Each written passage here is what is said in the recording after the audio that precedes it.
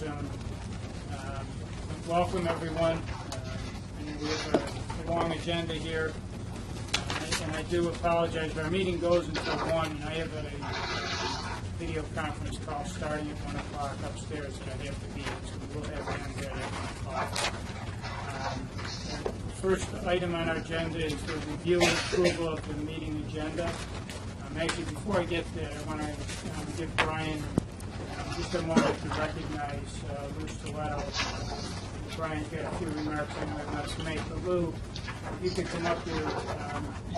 Lou has been a long-time Office of Forensic Services employee and has been a tremendous help in terms of support for this commission. Unfortunately, he's retiring and leaving us, so this will be his last commission meeting. A lot of the behind-the-scenes work that makes these meetings happen and makes everything work because Lou is so dedicated and works so hard. So, okay, I think you're pretty much said it, though. Essentially, I just wanted to thank you for your 32 years of service for DC Gas. Thank you. And 15 years of service to the Office of Forensic Services. Thank you very much. Thank you.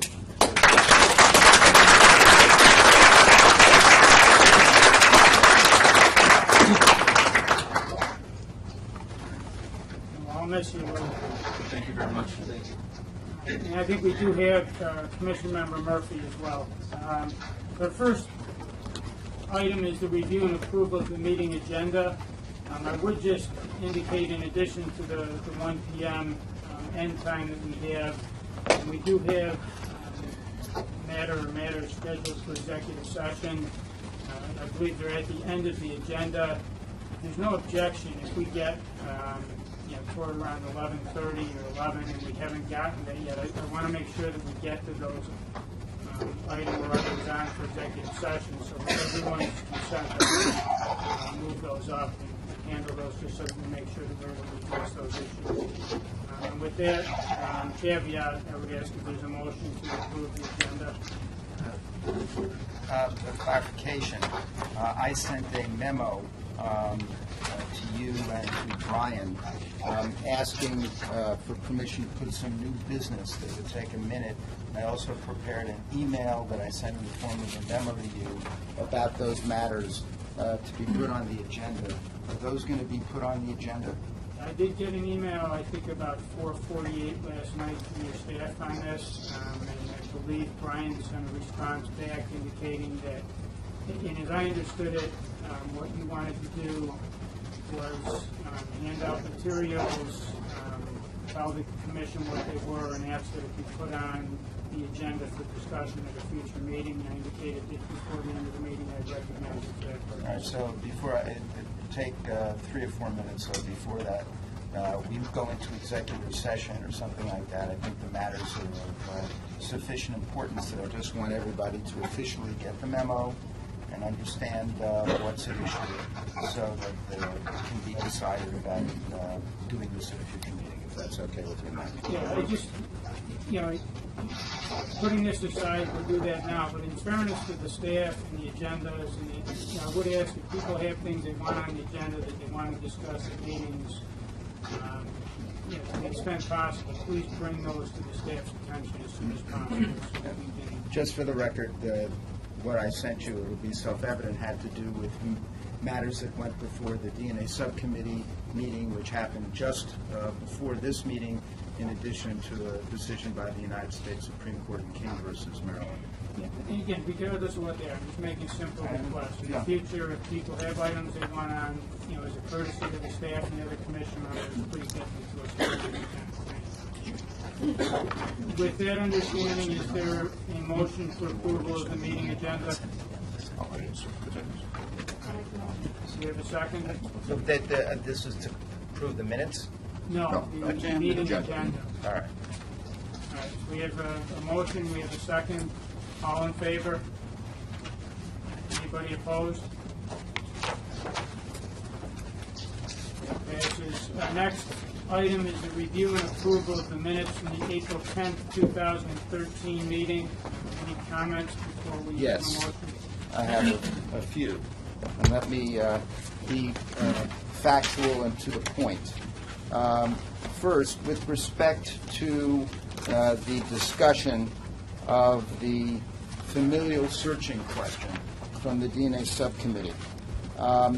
The discussion in the minutes does not reflect things that I said that I want to make very, very clear, okay?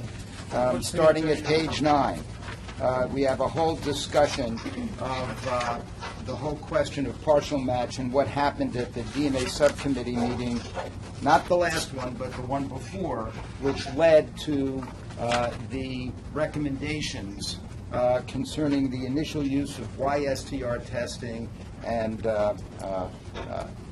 by police before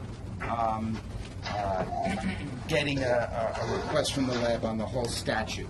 Now, what I said that I want the record to make very clear is that two DNA subcommittee meetings ago, when I attended, I specifically said at the last meeting that I thought that the way the question was put to the DNA subcommittee, in other words, first they were asked, will you approve additional YSTR testing in the first instance?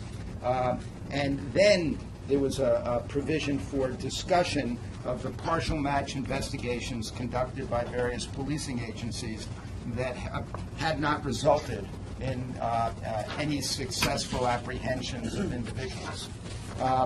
And I objected to the way that that was done, and I want that in the minutes. It's not reflected here because I thought that Mr. Gestring had created, if it were in fact him or whomever it was who created it, was putting it in the wrong order, and that first you have to have data, and then people can make decisions. Secondly, and perhaps most importantly, I want the minutes to completely reflect the fact that at that DNA subcommittee meeting, all the scientists there were talking about doing familial searching.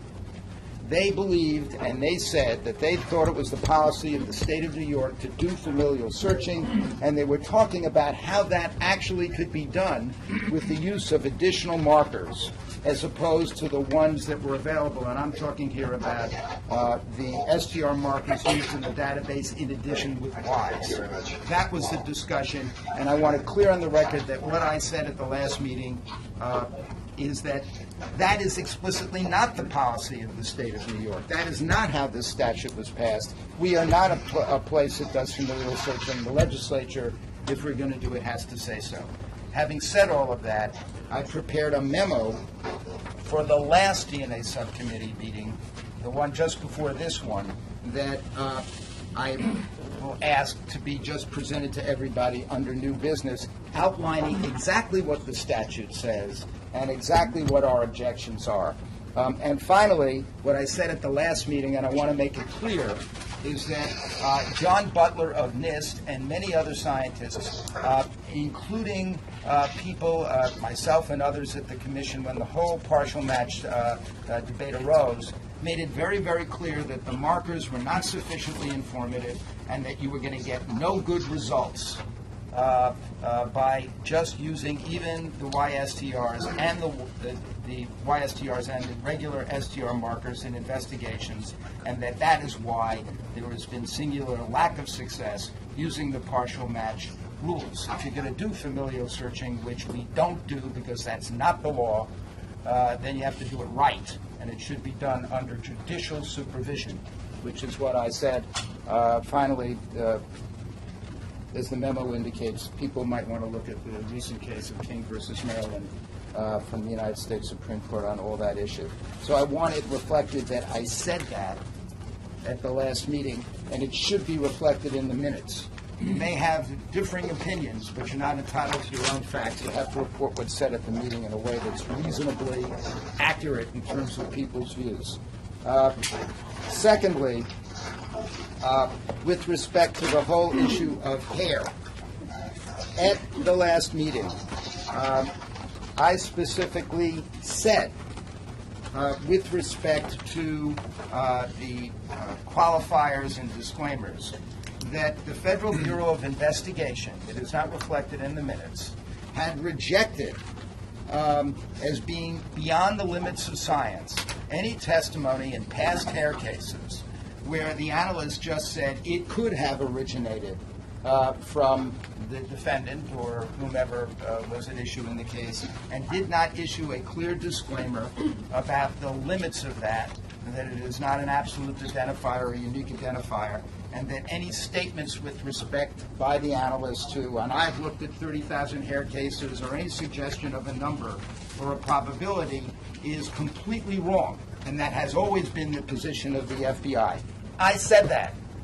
All right? I want to make that clear.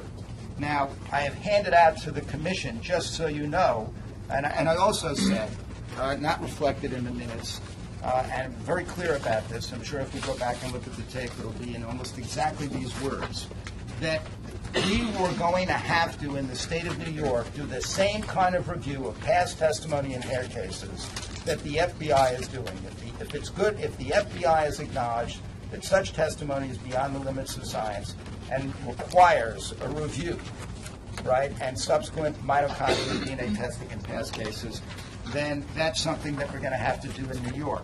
And I further noted that that was the reason that Mr. Neufeld had previously asked for the survey of labs with respect to whether there was clear disclaimers.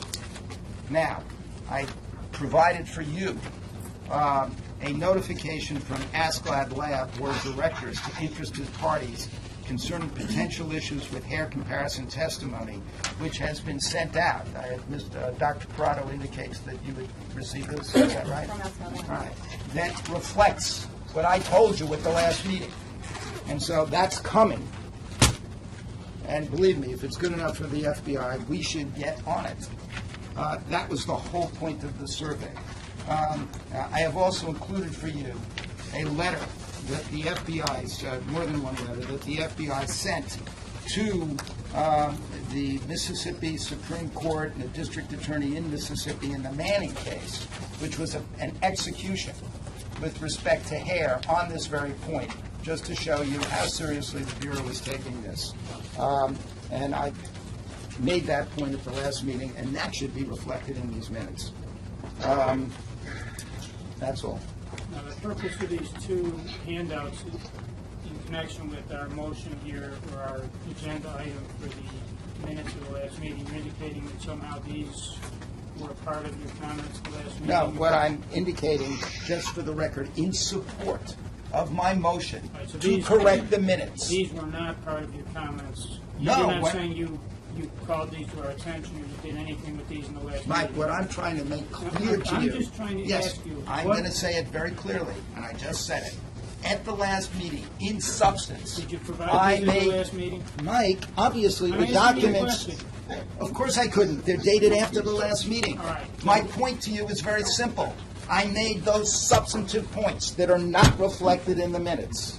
You didn't give us these, though. These are new material you provided. No, these are new material connection that with your document motion- what I said. In connection with your, I assume it's a motion to amend the, Yes, it's a motion to amend the minutes. I don't have an independent recollection as I sit here, so I think, what we ought to do is go back and look at the recording of the last meeting, we'll compare your statements today with what the recording of the last meeting indicates, to the extent that your comments today are in fact reflected in that recording of our last meeting. We'll amend the minutes, to the extent they're not, we won't. We'll provide, if appropriate, an amended copy for the next meeting, and we'll put over any motion to approve the minutes of the last meeting until the next meeting, when we can look at that. And if you have portions of the transcript or the video of the last meeting that you want to call to the staff's attention in connection with their review, please provide them to the staff. And I can already tell you that, as my memo indicates, that with respect to the subsequent meeting of the DNA subcommittee, there was a statement on the videotape by Mr. Valentine, or Dr. Valentine, that the reason that they were still not going to be discussing the partial match data is that they didn't have it. But the minutes reflect that the reason they didn't discuss the partial match data is that two statisticians weren't present. That's a separate issue. I understand What that. you said. I understand. What we're dealing with right now is whether you said or didn't say certain things at the last meeting. And what I'm Right. indicating is we'll check the record, compare Thank it you to what very you much. said now, and to the extent appropriate, we'll amend the minutes. Thank you very Just so much. the record's clear, Mr. Scheck's amendment of the minutes needs to be seconded. I second it. I have no objection, whether we take a vote or not, to putting it over as the chair suggests, so we can compare. We're not That's getting fine. to a vote. There's no way we can vote, because I think before we can intelligently vote on this, I think we need to, he's made some pretty extensive comments, indicated that he feels they were left out. I'm not in a position, as I sit here, to say they were or they weren't. If anyone else has anything to add before we move on. I just have a question. May I ask, who took the minutes of the meeting that Mr. Scheck is contesting? The minutes themselves, first off, I want to say they are not a transcript. What happened is the OFS staff, many people involved in it will sit and transcribe. There are many missives that all of us have that are not recorded, so that are not recorded in the minutes. And if you look over time, and if you look at your old binders, you will find out, much to my staff's chagrin, that these minutes are much more extensive than minutes have been in the past. If you look at earlier commission meetings, some of the minutes are 4 or 5 pages. This is 16 pages. There's a lot of information that's captured. And if there's something that's really important and you want to mark, you clearly should mark that for us. We try and capture the essence. It's not a transcript. So there's numerous people involved in doing this and reviewing this process. My only question, Brian, was who took the minutes of the last meeting? And I said about 4 people. About 4 people sat through and reviewed it. They watch the video. They watch the video after the meeting, and then they go and they take. And then they make up the Who minutes. has final approval? And who approves the thing that comes?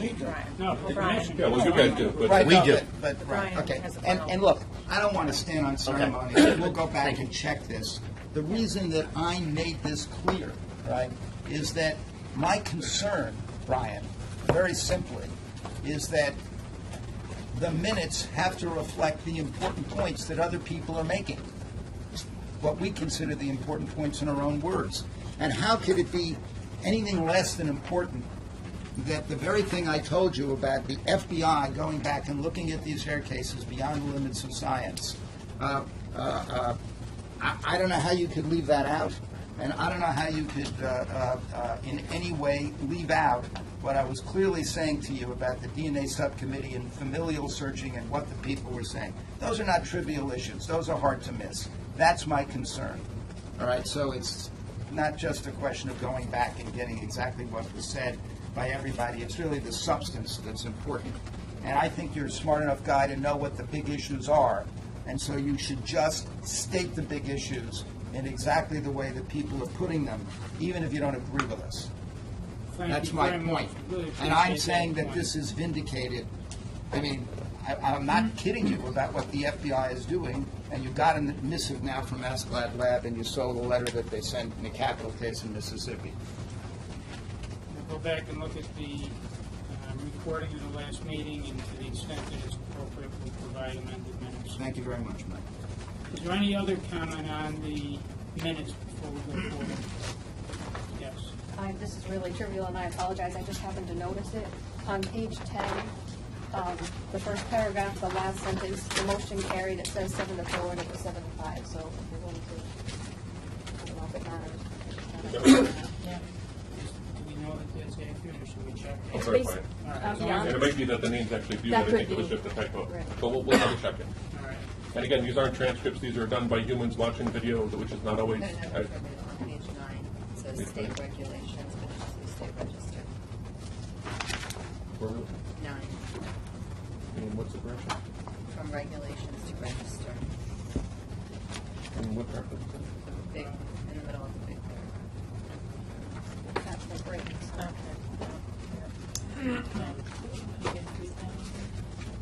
Okay, I'll find it. I Thank you. got it. All right, any other comments on the minutes? We'll hold that for the next meeting. Our next set of issues are lab accreditations and updates. The first item up is the New York City Office of Chief Medical Examiner Forensic Toxicology Lab, and Dr. Stadzik, also a commission member, is here should anyone need it to discuss it. Included, we have a letter from ABFT, it's dated June 10th, 2013. The ABFT inspection checklist dated April 18th through 19th of 2013, and some other correspondence along the way. So the documents are included if any commission members have questions. Me, yes. There's comments here on the need for additional continuing education? Well, yes, that so far has been desirable, but as of November 1, the checklist, ABFT checklist is changing, so it will be a mandatory thing. Right. But I guess what I want you to tell us on the record, right? Are you getting sufficient resources, particularly in a field like forensic pathology and toxicology, that you need to keep the medical examiners fully up to date on new developments? And if not, what can we do to provide some assistance, or to whom do we make any problems known? Because that's certainly something that the review commented would be helpful to you, and I want to determine if that's true, and if it is true, without getting anybody in trouble, who could the commission write to make sure that you had adequate resources, and what would that involve? Well, so for the last several years, we did have resources, thanks to the grants that we had, 8 localities and the Coverdell. The city, as you know, does not have funding, as far from what I'm told, to support the travel. So what we're also doing, and we do have now in our SOP, we do have a requirement for continuing education. We're also taking advantage of a lot of online webinars. But I guess if we don't get the 8 laboratories and the Coverdell, then we would not have enough funds to send people to meetings. Would the online webinars be sufficient as opposed to sending people to these conferences? Yes, for a lot of things they would be sufficient. The other things that we have, and I think that that's an issue throughout most of the state labs, I cannot make somebody, even if I have funds, I cannot make people go and attend the meetings. Yeah, these webinars often carry continuing Yes. education credits. Right. So it is a documented participation. Right. But you can't make I anybody can go. make, I cannot make people go to the meetings out of the office, but I can certainly make them take webinars. May I? Yes. Let me ask, is that important? Is that important to keeping a well-educated, up-to-date forensic staff at the OCME or any lab in New York State, that with this commission would adopt a rule that says continuing legal education means X, and it is mandatory that you attend? Well, Would that help you? It would not be continuing legal education. Well, but, forensic education, to me, but they're yes. the same. Okay. In my opinion, yes, it's very important to have continuing education. At all levels, the requirements would be different, obviously, for the managers of the laboratory versus the bench type analysts. But yes, it is important. And is, just so I'm absolutely clear, is this a union issue, union management issue with the city? Is there something that says in the contract you can't tell anybody to take continuing legal education? Or if this commission, which is the state agency delegated by the legislature to have oversight and pass rules under Executive Law 995A, if we passed such a rule, of course, the labs would have to obey it. I agree with you, and I believe, I'm not 100% sure, but I believe that it is a union issue, It is a union issue that has come up. as far as I know. Okay. Thank you. Many of the findings reported in the inspection report, they were based on observations made in review of data packets that were presented to the inspector. That's stated in Section O, overall inspection summary. It stated is in the context of data provided and reviewed, there were no missing records. What is ABFT's policy for record submission for review? Do you present them, or does ABFT randomly select those? We need to, when we submit the application, we need to send in a case that has a positive alcohol and a positive drug. So that's obviously chosen by us when we send it in. But then when the inspectors come, at least in my lab, we just tell them, okay, here are the records, help yourselves, or some of the inspectors will say, give me all the records from, first day in April, second day in May, third day in June. But basically, they have free access to the records. Do you know if it's a stated policy on ABFT's part on the selection, the review of records? I don't believe that there is a specific policy. The observations stated in this report and the action taken by ABFT, I'm very uncomfortable with the report and the action taken. My concerns aren't directed to the laboratory, they are to ABFT. Based on the content of this report, I feel it important to ask ABFT for clarification of its statements of its position. Some of the specific concerns, I would like a description of the policy for the selection of case records for review. They should go on record with us on what that policy is, whether it's the discretion of the laboratory or if in fact there is it's intentional that there be a random selection of those records.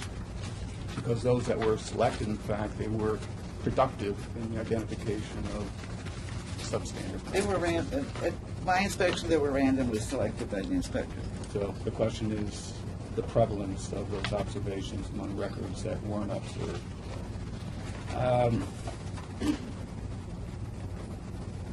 Additionally, justification for acceptance of your corrective action that allows the reporting of case results from runs with QC failure, provided they control at a concentration closest to the case sample meets acceptance criteria.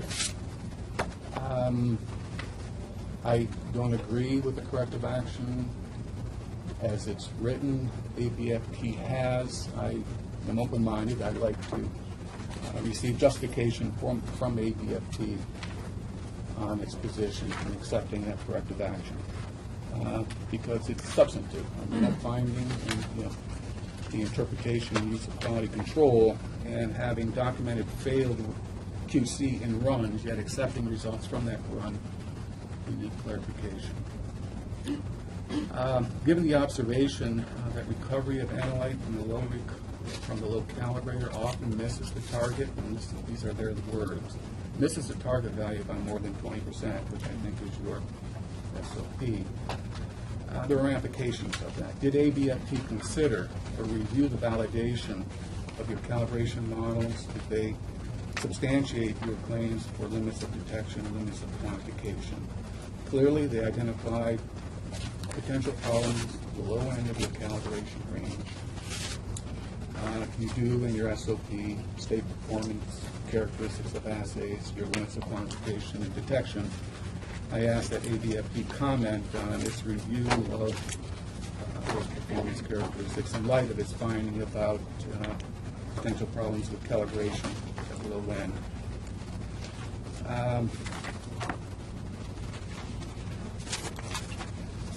Justification for issuing only a recommendation that analysts follow SOPM. There was at least one, maybe two cases where the analyst was found not to follow SOPM. The report included a recommendation by the auditor, and there was no comment in the report, a corrective action as to analysts not following SOP and whether you've modified or revised practice to ensure compliance with SOP. There were numerous recommendations in the report for revision of SOP for quality assurance practices, yet there were no citations of SOP in the checklist. Because that would have been in the section on QCQA. Well, there are appropriate requirements or guidelines in SOP that I think should have been addressed based on observations. Well, they were addressed. Okay. The concerns that you're talking about, and I know you're reading from your notes, but maybe if you can point me to the know checklist. The citations of SOP and lack of compliance in a couple of cases was related to the calibration model and quality control. But again, But I believe that that worthy was of all comment. in the quality assurance, quality control section, not in the SOP section.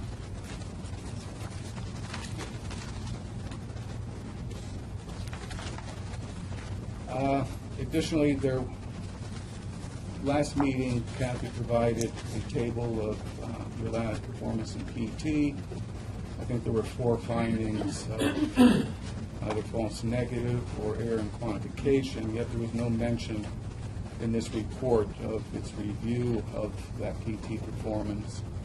So I would ask ABFT to comment on its review and the effectiveness of the corrective action that you had taken in light of those errors in PT. And lastly, I'd like an explanation from ABFT on its characterization of the findings and survey. Dr. Jones stated that the report did raise non-critical issues. It's my opinion that observations of weaknesses in calibration and quality control certainly are not non-critical issues. I may be missing something. I would ask that ABFT provide justification for its position as to the non-critical nature of the findings. So I'd like to make a motion that the Commission require of the ABFT clarification of findings and conclusions drawn from this inspection of the OCME toxicology laboratory. I second the motion. And would suggest perhaps that the specific comments that Dr. Jenny made be reduced to writing and sent to them. I think, so just clarifying, Dr. Jenny, right now their accreditation in New York State expires June 30th, 4 days from now. So that needs to be addressed first. So are you putting a motion to support or to not support the accreditation of the OCME toxicology laboratory? Again, my concerns are directed to the ABFT. I accept their report as presented, although there are many questions that are raised. I would like just clarification. I would support continued Can we accreditation do of the that on a laboratory. provisional basis until the next meeting and we get the clarification, making it clear that it's pending clarification of the ABFT and their findings? We don't have a question for credit. Isn't that, we did away with that. We did away, so you can either vote to accredit or not. Well, Richard said he was going to support accreditation, but I think any commission member that has a question, such as you raised, should be answered. I don't see. Do we need a motion to do that? Yeah, no, and I don't think Brian's comments were meant to express an opinion one way or the other on your request for ABFT. It's just, I think we want clarification on, are you saying independent of the vote today, I want the commission requested information, or are you saying I don't want to vote on their accreditation until I get this? Independent of the vote. Okay. Let me just make the, maybe, we had a whole long discussion that is to some extent reflected in the minutes the last time about being able to get the accrediting providers in sync with our schedules, because, these are... letters to them that are in the materials here as a result of those discussions. Right, I understand. So I'm just noting that this is, again, the same problem. It's actually a different problem, Barry, because this is not their accreditation, this is our accreditation. Their accreditation is fine, they've already been given their accreditation for ABFTs, this is New York State accreditation. But I think that the thrust of the discussion last time is that they have to, their schedule should be done in such a way that we as the commission can get their materials, we can look at it, we can ask the kinds of questions that Dr. Jenny asks, which are not trivial questions by any means, and then make an evaluation on whether we want to provide New York State accreditation. We've got to get that straight. I have no problem, I do have a problem actually voting to accredit under these circumstances. I don't want to take it out on the lab here, I mean, I guess that since we've gotten rid of the provisional accreditation issue, we can always, can't we revoke? Can we revoke, With a Gina? hearing, you need 21 days notice and the lab gets a hearing. What So you about can't take- probation? You need 21 days notice and the lab gets a hearing. Well, I would also like to say that for the last meeting, we did submit a request to extend the accreditation because of situations like this, and then somehow that was dropped. Just one quick interruption. Apparently, Marvin's papers are right on the microphone, and the people from Albany were just telling me they can't hear the discussion because the reverberations every time he moves a paper is causing. Marvin didn't apologies. think they were going to vote with him. I tried, Barry, I tried. Is that better, Albany? I know there was a lot of. Okay, thanks. Sorry about that. A couple of comments. I think we do have the ability to grant an extension. I know a lot of commission members at the last meeting, I think, expressed dissatisfaction with doing that. That is one option. If people are uncomfortable voting now, I think we grant an extension of the New York accreditation until the next meeting, and then vote on it then. The other thing I would indicate, the materials were sent out, in these materials in particular, with regard to the inspection by ABFT, at least a couple of weeks ago. If people read them and feel that they need more information before they vote, by all means, let the staff know. You let us know ahead of time, we can make that request of ABFT and try and get the information back to the meeting so that we can address the issues at the meeting.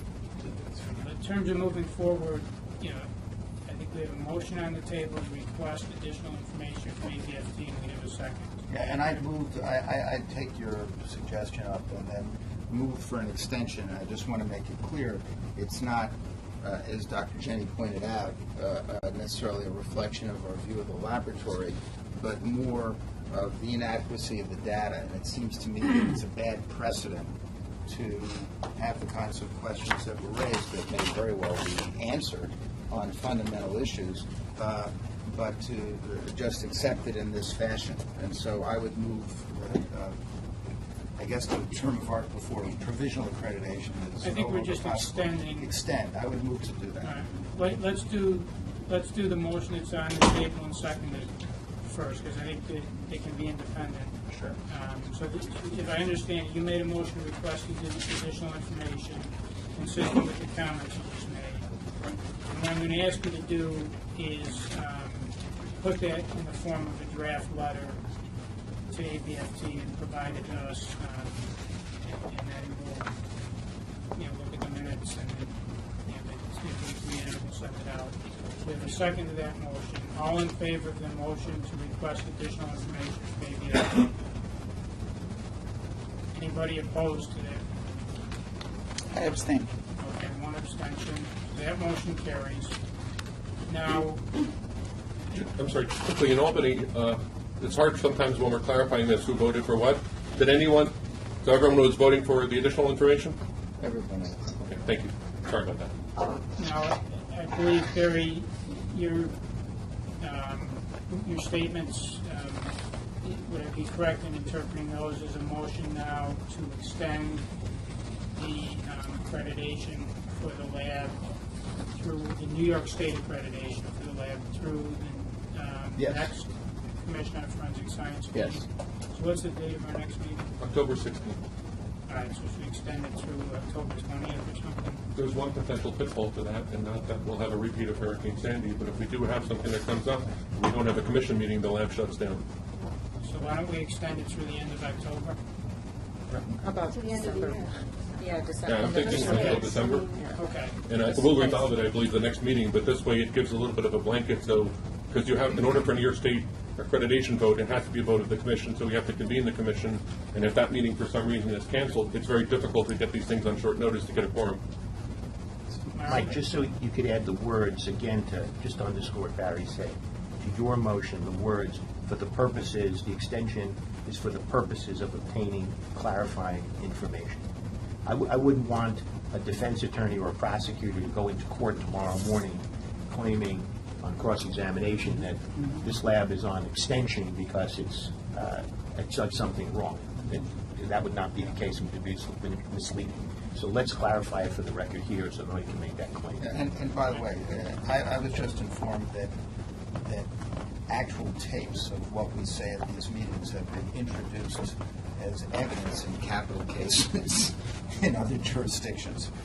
So we probably should take that suggestion very seriously. Anything done at this meeting, the NSA has taken. Yeah. So then, given all the discussion. It's a little security to it. Would it be fair to say, given all the discussion, then, that you would make a motion to extend the lab's New York State accreditation through the end of this year for the purposes of obtaining additional information from ABFT? That's correct. Seconded. Okay, all in favor? Aye. Anybody opposed? Abstain. Abstention. All right, so that carries. And you'll provide us with the draft. Thank you. The next issue actually refers to Niagara County Sheriff's Department, but I believe LMAC is not up in Albany yet. Albany, is LMAC up there yet? Oh, perfect. Yes, I'm here. Okay, so the Niagara County Sheriff's Department moved from the ASPAD Legacy Program to the ASPAD ISO Program. The documents are included. The lab director, LMAC, is up in Albany right now. So the documents are in front of you. Anybody have any questions?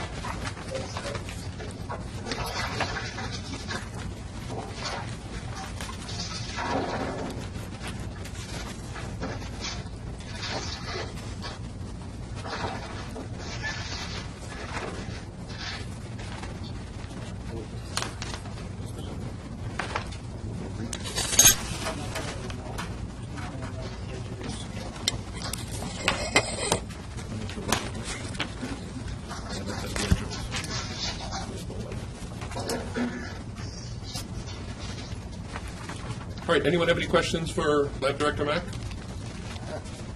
I just, with respect to the manual and your proficiency test results, are these posted online? I noticed that they're electronic data. Do you have these posted online? No, they're not. Is that something? No, they're not. Is that something that you could do pretty easily? Or,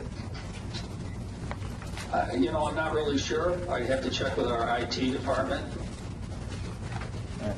and the only reason I say that is that is there any particular reason in order to expedite discovery in civil or criminal matters that it would be a problem to post your manual and protocols online such that people could access it and you might save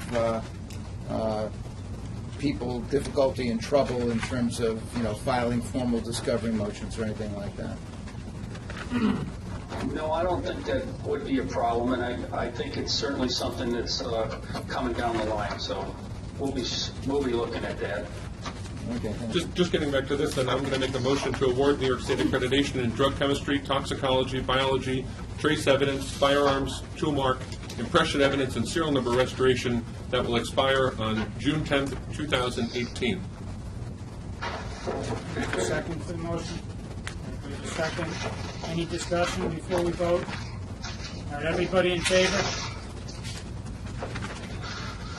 Again, we can't see all the commissioners there in Albany. Actually, I'll take my hand back. So I think we have Okay. everybody. Anybody opposed?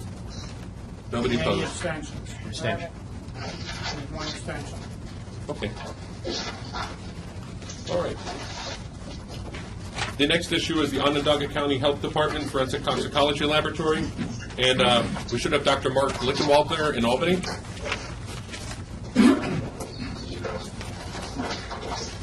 Okay. I think he's relocating to the podium.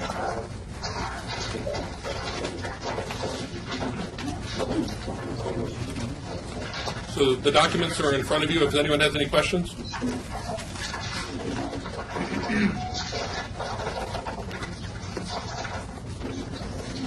Okay, if there's no further questions, then I'm going to make a motion to award New York State accreditation in forensic toxicology to the Onondaga County Health Department Forensic Toxicology Laboratory to expire June 30th, 2015. Yeah, well, I just do have one question.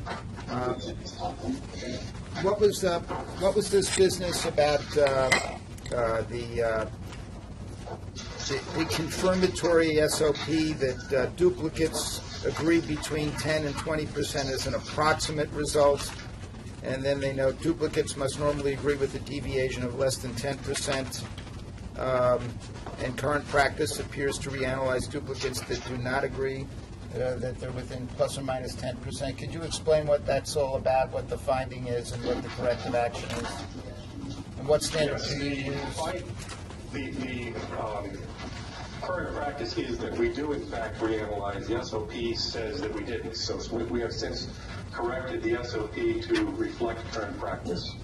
So in other words, you were actually, your duplicates had to be reanalyzed and they had to be within plus or minus 10%, not 20%. It's just that your manual didn't reflect that? Is that what you're saying? Okay. Mark, did you send a copy of your new manual to ABFD? No, but I will, and I'll include a copy of DCJS too. There's no further questions. My motion's still on the table. Needs a second. Second. All right, any discussion?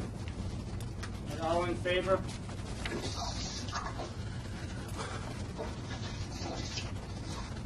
And anyone opposed? And any abstention?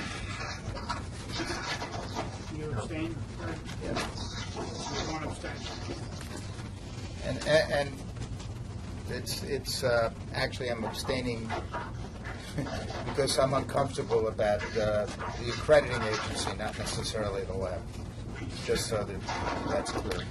To be clear, there was one abstention that was buried.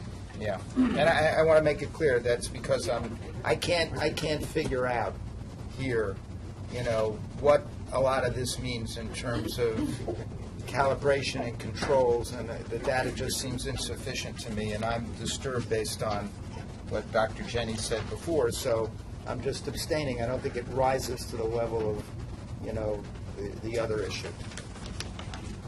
And again, I understand, I appreciate you clarifying that. When these materials come out, you have questions that you want us to correct ABFD, by all means. Yeah, I think those have been put on the table. No, I'm saying, with regard to particular labs, when these materials come out, you have questions that you want answered before the meeting, get that to us, and we'll try and get information from ABFD, so we have it at the meeting to vote. All right, what's our next item here? Suffolk County. The next item is the Suffolk County Crime Laboratory. Bob Dennis is here, a number of his staff here as well. There's a binding recommendation in your folder from the DNA subcommittee to accredit the DNA laboratory. There's also documentation of the award of their aspect lab accreditation in the ISO program. So at this point, if there's any questions. Mike, I have a specific question on one of the CARs, and then I just have a few comments after that, which will be brief. My first question is directed at corrective action 18 of 25. Let me know when you have that in front of you. Got it. This corrective action request, the finding by ASCLD Lab was that in firearms in question documents, the technical review procedures did not describe a course of action to be taken if a discrepancy is found. Prior to this finding, how did you handle discrepancies, number one? Number two, what is the new procedure for discrepancies? And it just like a thumbnail sketch of what it is. And three, does that new procedure result in documentation of the discrepancy? And four, can you provide this commission, regardless of how the votes go, with the old firearms manual and the new firearms manual with the new discrepancy procedure? The reason I ask that is because all I have in front of me is the CARs, the findings by ASCLD Lab, a conclusory statement by you as to what you've done, but I haven't seen the underlying manuals since you've changed them. It's good enough for Asplad Lab, but we haven't seen it. And I know that often we don't see these manuals, so I'm specifically asking in this case if you can provide that. But let's go back to the beginning. We'll see where start with number 4. Number 4, the DCGS was provided with all the documentation that was supplied to Asplad Lab, which included the requested information, the updated manuals. Do we have the updated firearms manual with the discrepancy?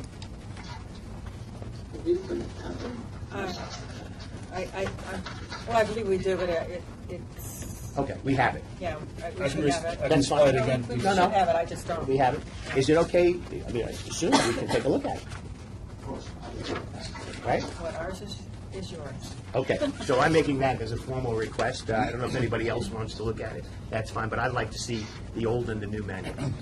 Initially, the firearms manual did have a statement in there on how discrepancies are resolved, and there was a discussion with the supervisor. The assessors weren't satisfied that that was an adequate procedure, and that's what would be done still today. It's just more that the procedure, as it's written in the manuals, is more elaborate. And similar with the question documents is, in the past, it would be a discussion with the technical reviewer as well as the analyst over any discrepancies. And as far as documentation, I believe there is documentation required in our new policy. I'm just going to look over, I don't know if, I'll look it over quickly here. Of the discrepancy, whatever the dispute is. About the discussion. Does the new procedure define the term discrepancy as your lab understands it? Does it define the word Discrepancy. in the sense of? Because here's what we've run into this in other labs around the country, and I've actually seen this in one lab. Technician number 1 looks at the item and reaches a conclusion.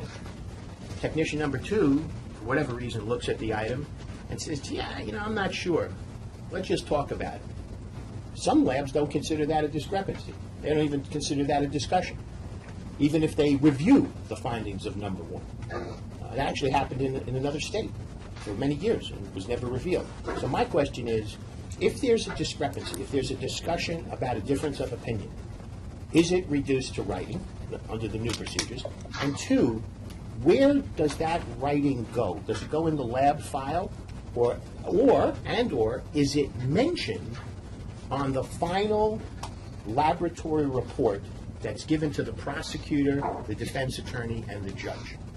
If the discrepancy results in a change of opinion or a change in the lab report, that be noted within the actual case notes as well as the lab report that's being reviewed at the time. So the final report would say there was a dispute? No, it would be during the technical review process. The technical reviewer has a draft copy of the report as well as the case notes. Right. If there's a discrepancy that results in a change of the report, that would be reflected within there in the sense of changing something in that draft copy would be reflected in there. So if I come along as a defense attorney later on in a courtroom, and I've gotten discovery from the prosecutor, and I see in front of me, this is the final conclusion. The cartridge came from the same gun found in my client's house. But there was originally a dispute about that, and it went through review, and there was a change of opinion. That's somewhere else, but it's not noted in the final report. If you're getting discovery material from the district attorney's office, then you're getting the notes, and it's going to be reflected in the notes. But it's not your policy, and then there's this new discrepancy procedure to put it in the final conclusion, that there was a dispute. No. Okay, that's fine.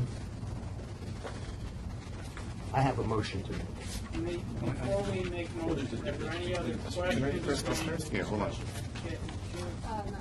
Well, we just want to address a few more issues, firearms and QD. For those who are not familiar with me, my name is George Gravasta. I'm the supervisor of the Suffolk County Crime Lab Firearms Unit. I've been supervisor of that unit for approximately 20 years and been with the laboratory for 39 years now. We've always had a policy of technical and administrative review in the firearms unit. Relative to this car, one of the things was whether we had documented it or not. In fact, every handwritten report, or now we have a draft report, is reviewed by another analyst who's capable of making that, and he indicates that on it with a TR, his initials and the date that he's technically reviewed it. What was missing from the manual was not that we were not doing the technical review, but we did not have in our firearms procedure manual that we were documenting it in that fashion by just putting the TR. That's the first part of the car. The second part of the car was what you're raising the question on is dispute. And where this was because I am the supervisor, I am also a full-time analyst. And we were what was in the manual at that time, and I have the actual additions that were placed in the manual here as part of a letter that I addressed to Bob Jenner, because it's only about 1.5 sentences long, was that we would, prior to that, it said that any discrepancy or between, essentially, if someone was asked to do a technical review, it would be brought to me as the supervisor of the unit to resolve. Since I'm also an analyst, the inspectors raised the question, suppose it was my report that was going to be in question, and there was nothing in there. In fact, in all the years that had not happened. What we did was we placed a simple sentence that if that situation were to take place, that it would go to the director of the laboratory and or the quality control manager and or the assistant director of the laboratory, depending on who was present. And obviously, a report would not go out until it was resolved. And that's the sum and substance of that call. Can I question? So are these other individuals that you're indicating, are they trained firearm examiners? The other no, they are not firearms examiners, but they would be the individuals who would be the response. In other words, if there was a discrepancy between me and, say, my second in command, where they thought something was there, the first step would obviously for us to mediate a discussion to see how the report was lacking. Because that's what we're talking about. Maybe the report was lacking certain clarification. All our comparisons have to be concurrent. Right, but no comparison. I still have to table, Barry. Go right ahead. Would you allow me to finish? Sure, go right ahead. No comparison can leave the laboratory, as you raised the question, without the concurrence from a second examiner. So if someone tried to put a report through without that concurrence would be there, the technical reviewer would be expected to stop it right there. All our comparison sheets, we have photomicrographs, and there is a very clear-cut spot indicated where the examiner who's doing the concurring has to mark it in his or no initials. So that would be something that the technical reviewer would look for, and he doesn't have to be a trained firearms and tool mark examiner. For that, because he would be mediating a discussion between myself and some other examiner who was being asked to do a technical review of my report. Obviously, if we could not reach a concurrence, then that report would not leave the laboratory. End of discussion. I cannot send out a report on my own, despite I'm the supervisor of the laboratory, the firearms unit, despite the fact I've been there for 39 years, that report cannot leave the laboratory unless I get a technical review. The only question I wanted to ask you was just on the substantive matter, just so we're all clear, that in terms of firearms comparison and the term sufficient agreement, right, that has a specific meaning. It means that both analysts that looked at the striations under the microscope both agree that they are sufficiently similar or in sufficient agreement such that you'll make a determination that this bullet came from that gun to the exclusion of all guns in the universe. That's the substance of what. No, that would be an absolute identification. And Barry, you're familiar, we don't do that anymore. Well, no, anymore, but that's what you were doing. No. No? Bringing this back to the we're doing practical identifications. Bringing this back to the discussion at hand, just two follow-up questions. So, George, you said this situation has never occurred before, correct? No. And Bob, if, as the lab director, if this situation was brought to you, or Dan as the QA manager, if the situation was brought to you, it is in with your power to either consult with another laboratory or hire an independent consultant, a trained fire examiner, to actually come and review the work to resolve that discrepancy. Is that true? Absolutely. Thank you. But I'm sorry. But in any case, assuming all of that takes place and there's a dispute and it's resolved and it's done appropriately, whatever your methods are, is there any reason that on the final report that states the conclusion, this cartridge came from this gun, that it would not be some notation saying there was a dispute, there was a technical review, and the notes of that may be found in the case file? Is there any reason not to do that? Well, the reason that I don't think any laboratory is doing that in New York State, first of all. Second of all, It's in the laboratory body of the report that indicates that there's a file that exists. So two things are going to happen. One, if there's a request for the information from the case, the district attorney's office is going to get the full documentation, and consequently, the defense attorney is going to get it as well. Secondly, if he didn't get it the first time, and he reads the full report, he's going to see that there's a corresponding file, which he can go back to the DA's office, or he can come directly back to the laboratory and request the full report. So either or, the defense attorney is going to get the entire documentation of that case. I'm not following this. And let's just be very concrete, and let's put aside what any laboratory does in New York State, one way or the other. Let's just talk about the merits of this. That if you have, as I understand it, somebody other than, I'm sorry, George Carvasa. Mr. Carvasa, right? Since looks under a microscope at the bullet that's, let's say, recovered from the defendant, a bullet fired from the gun that the defendant had, and a bullet recovered from the crime scene, right? And they're doing the microscopic comparison. And you then look at it and say, I disagree. I think it either it's a, let's assume for the sake of argument, I think it's a, quote, match, and the other person had indicated, I think I see discrepancies here, I wouldn't call it a match.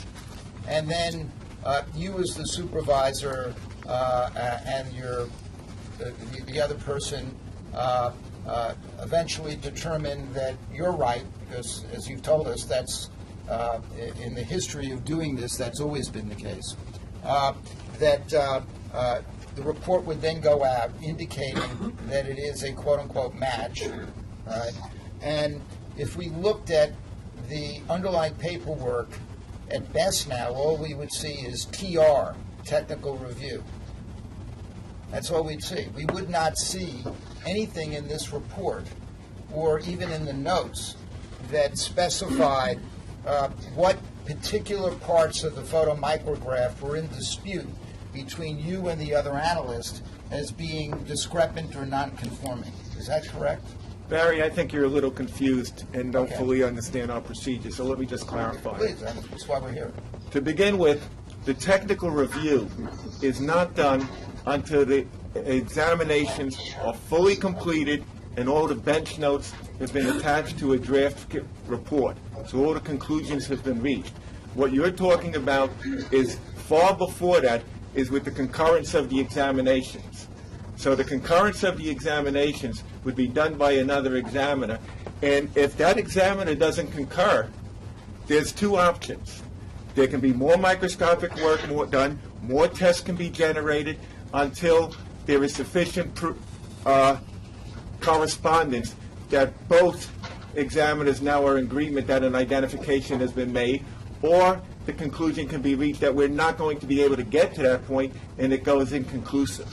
Once the result is generated, then the report would be generated, the bench notes would be finalized, and then it would go for a technical review. Okay. The only time you would have a technical review catching, example, what you're talking about, a comparison, is if I tried to slip through a report that didn't have a technical concurrence on my comparison, and there were no initials on it.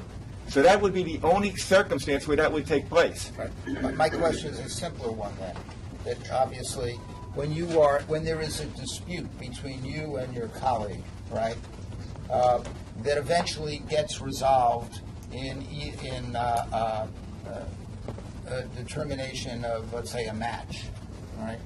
Is there what kind of record would there be for anybody to see about the nature of that dispute and what particular differences there were? How would we ever know about that? The word, I don't consider that a dispute. I consider that one examiner saying, I want to see some more proof. And that individual now going and having to generate more tests. If you have junior firearms examiners, we quite often do that. They may feel they have an examination, they've made it a comparison, and the more experienced firearms examiner will go, no, you're going to have to show me some more. I want you to take some additional tests. And they're sent back to test fire and back to the scope. We may, in fact, want them just to do that, to do some more work, so that they build up the amount of scope time they're doing. But that's not, the only time you're talking about a dispute would be if we had totally different feelings. And it's either resolved. It's either going to be an identification and exclusion or an inconclusive. If there's not enough microscopic work for the two examiners to agree, then it's going to go inconclusive. And that's when it's going to reach the technical review step, not before. But I think the question is there, what's documented in the notes? You have two people. All you're going to have is additional tests were taken. That's all we'll say. That's what I was going to say. But the disagreement will be, there's never a disagreement, if the disagreement exists, this case will ultimately be inconclusive results. So that's what the notes would reflect, that it's an inconclusive result that's being put out by the laboratory. Because there was a dispute. It says that, it's your notes. I'm not positive. Unless an identification can be made, that it's going to reflect an inconclusive conclusion. So, I guess that, just for the record, and I think, thank you, Mike, for your clarification, because obviously it seems like you've had the experience of reading these. I'd just like to note for you, remember what the FBI, we worked very hard to get to you what the FBI is now doing with respect to fingerprints, right? That first, they do an analysis of the target print, and then they look of the latent. Then they look at the target, and then if there's any discrepancies, if they, find more information, they document it all. So, is there anything that would prevent you from having a procedure in place where it would be clear from the notes and it would be clear from photomicrographs that you might have felt at some point that there was insufficient detail, all right? And you then force the other examiner to go back and fire a bullet from the gun again, which, by the way, based on my understanding, every time you fire a bullet from the gun, it does change it to some degree. Would there be anything that would prevent you from making a contemporaneous record of what you're really seeing on the photomicrographs, what you found to be insufficient, and then people would understand how you got additional information that now makes it adequate for you to do a call? Could that be done? I don't see the purpose in it at all, Barry. That's not my question. No. Let me fit. I have the floor once again.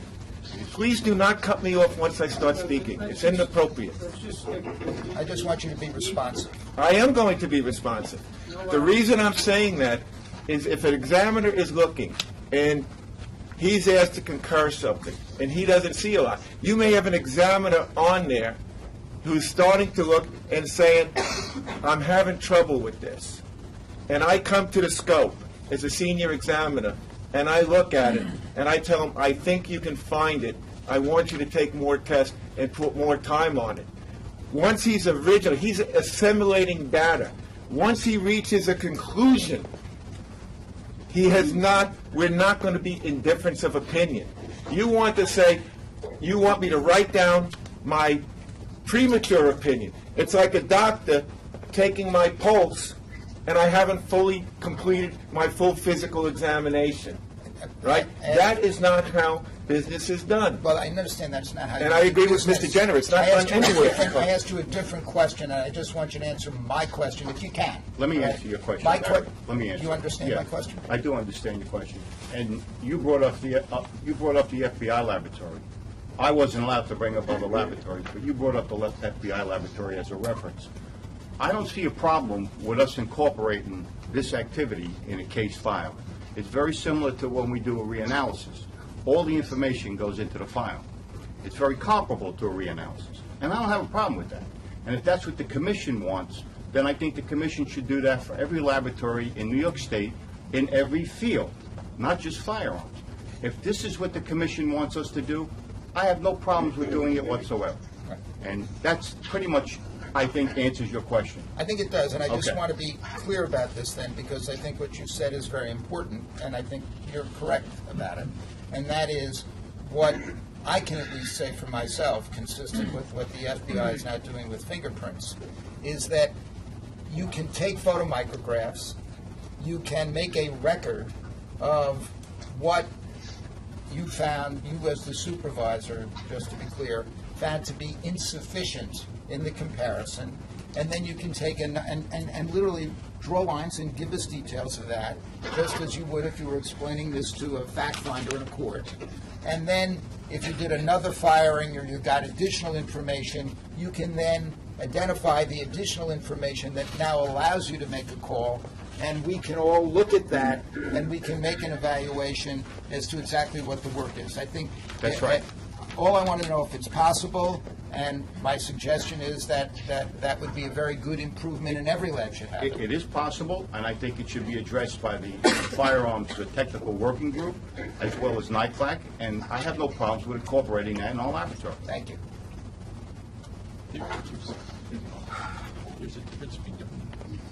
Other comments or questions that you do? Yeah, I do. Card 3. It's a question of analytic requirements for validity of comparative class analysis. It was observed that there were cases where, in fact, the fluorescence analysis was not done. The laboratory responded that the original intent of SOP was that the test was optional, but now it's been made mandatory, which begs the question, are those tests critical to comparative analysis? And should some of those analyses where fluorescence was not included, should they have been reanalyzed or tested for fluorescence? I didn't hear the last part of the question, I'm sorry. There were cases where fluorescence analysis was not done. SOP now is that the test is mandatory, suggesting to me that it's an important test. Was there a look back to identify those cases where it wasn't done and a decision made whether, in fact, it would be appropriate to do that test?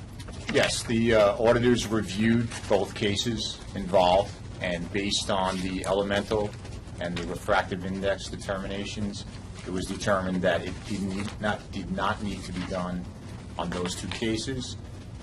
In reviewing all of our procedures and that particular car, we then felt that we would make that a mandatory thing if it's possible to do that. While we were evaluating the wording, we made it mandatory. But those two cases were reviewed, both by ourselves as well as the inspectors that were there. Might there be others where the fluorescence analysis? All of the glass cases were reviewed, and those were the two cases that there was not fluorescence done when possible. And based on the last discussion, if I could just, make a comment or question to the director. Is the comfort level in your laboratory such that a junior analyst could contest a decision made by supervisor level staff? There's some rather strong personalities, and it does beg the question whether there is the comfort or the freedom of those who question cases to do so without apprehension. I don't see a problem with it.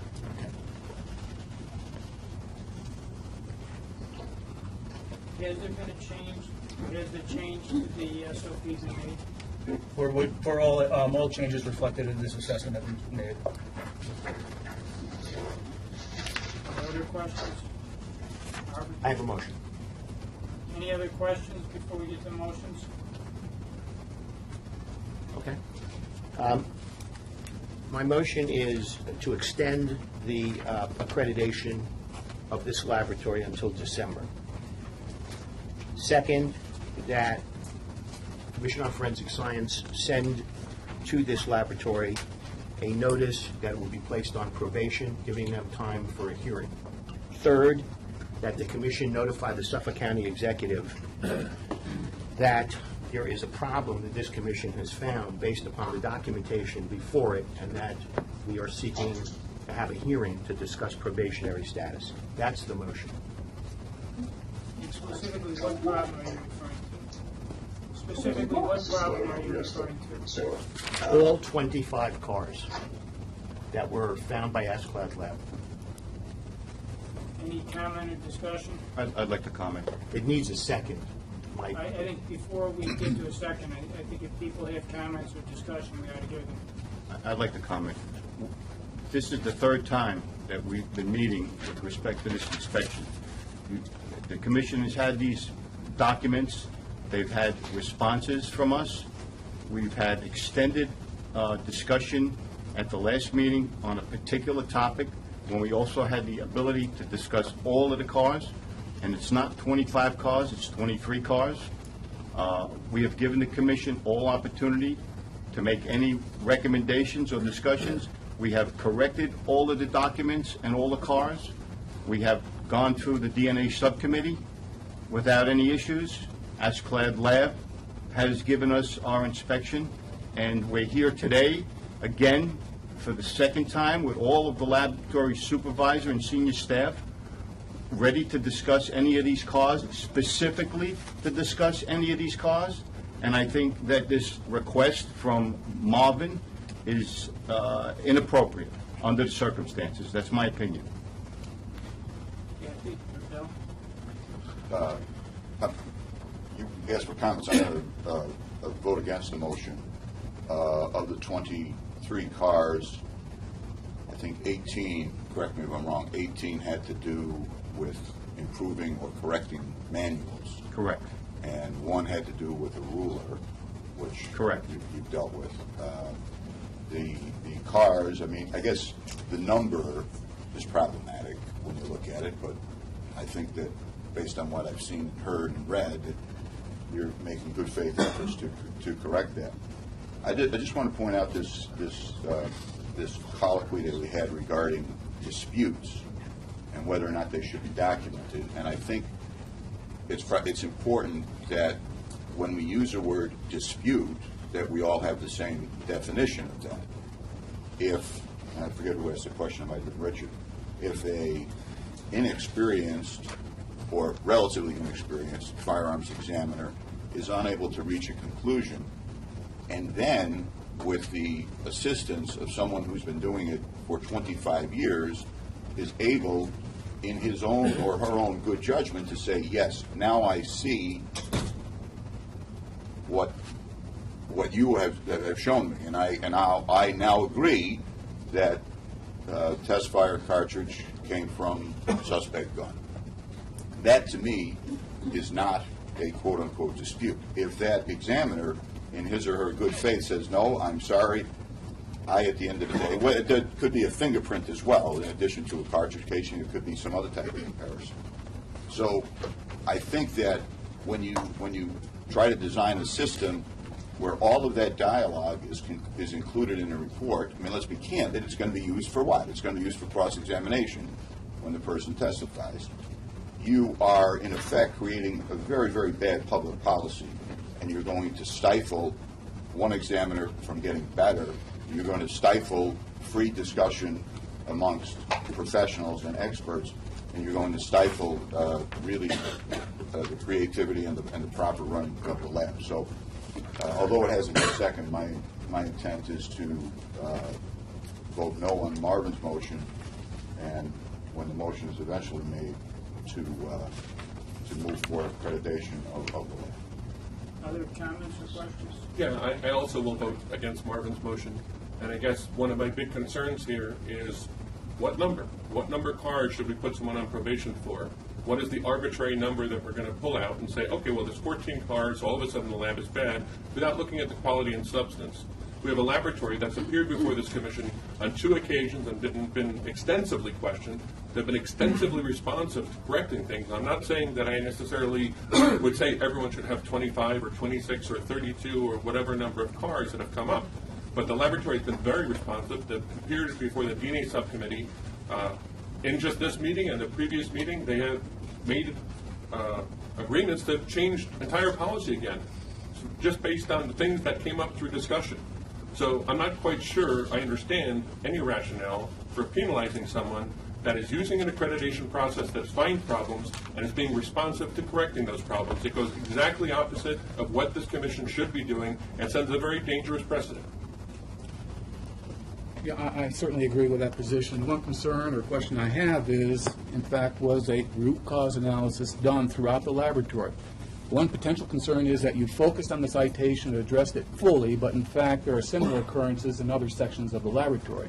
If we come back now, I don't know when Accreditation Lab goes back in a year or so, if they go in and find X number of cars, then have real concern. So you provide assurance that there was root cause throughout the laboratory, that what was cited here in one section isn't occurring in others. Part of the responses back to ASCOD Lab was that we looked into the other sections to ensure that, such as the technical reviews, that in those manuals we have a statement saying how technical reviews are documented. So for the ones that we have had multiple occurrences, we definitely done a full lab review to make sure that there was no other occurrence. Yeah, because these cars are directed to the specific citation. It doesn't address what's going on elsewhere in the laboratory with similar practices. With communications through ASCOD Lab, I provided that documentation that we were going to do those type of reviews. It was brought back to my attention that that's better documented as a preventive action, and we're currently under that process of documenting those exact things, Dr. Jenny, as a preventive action. May I also, one comment? I just want to remind the Commission again, I stated it in my letter of February 27, 2013, that the Suffolk County Crime Laboratory conducts forensic analysis in the largest number of disciplines compared to any other single laboratory, municipal laboratory throughout New York State. So consequently, the number of cars you would think would be greater. And I'm not saying that I'm happy, nor is anyone in that laboratory happy with the number of cars that we received. But we did take the notion, and we did take the motion to correct all of these incidents as well. I want to add that, first of all, I appreciate the time and the effort that Marvin puts in on both this particular issue and all the issues that the Commission looks at. However, in this particular case, I do feel, yes, there were 23 or however many cars brought forward. The lab and the director and staff have shown up on at least 2 different occasions. I think we've received proof that all of the issues have been remediated. They've answered all of our questions. In addition, I think it should be noted that there is a binding recommendation from the DNA subcommittee regarding accreditation of the DNA lab, which I think would be part of the motion here. So for those reasons, I intend to respectfully disagree with Marvin on this issue, vote against the motion that's on the table, and if there's a motion for accreditation, vote for it. Before we move further on Marvin's motion, are there any other questions or any other discussion? It may be with respect to Marvin's motion. I just want to make clear, based on what my friend Bill said about the whole notion of documenting what might be disagreements. And I think that the problem here has to do with as our lab director noted, in this discipline, which, as you can hear from the discussion, has some subjectivity to it, as an understatement. I'm looking at it, I don't get the same feeling, blah, blah, blah, blah. You have to have a photomicrograph and specific identifications of this, what you're looking at, right, and what changes in order to change the result. And I don't think that when you have an inexperienced examiner who is not looking at what is really present in the photomicrographs and not identifying them, that necessarily means that there's going to be a problem with the jury. That can be explained and documented. But in order to bring this discipline forward so that it can be considered, in my judgment, even a scientific discipline, you have to have data. You have to see what people are looking at and what changes their views and how it improves. So that's really the issue. And I thoroughly support the concept of having a protected space where people can discuss these things without being, lacerated on cross-examination. But, we're all the way over into a different area. We have to have some documentation. I think the Bureau has done a good job with fingerprints on this whole issue. I am concerned about the concept of root cause analysis. I think that we're beginning to discuss in the Commission what a real root cause analysis is. I am, and I think we'll get better at it, and I think we'll learn more from our medical colleagues.